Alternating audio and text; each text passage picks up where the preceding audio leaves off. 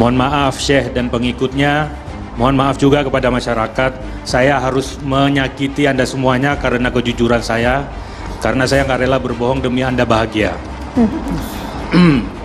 Karena hari ini tuh saya posisi saya dibenci oleh masyarakat dan saya juga dibenci oleh pengikutnya Syekh Panji Gumilang. Ya, jadi gini, Ma'had Al Zaitun saya analogikan begini ya.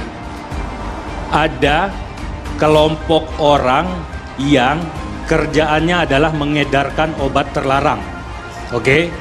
Dimana kalau realnya itu adalah dibuat sebuah lembaga pendidikan pesantren, di mana kurikulumnya semuanya kegiatan di dalam Al Zaitun adalah sesuai dengan rekomendasi Kemenak. Tapi di situ juga apotik ini tempat bersembunyi bandar atau pentolan-pentolannya pengedar obat terlarang tadi.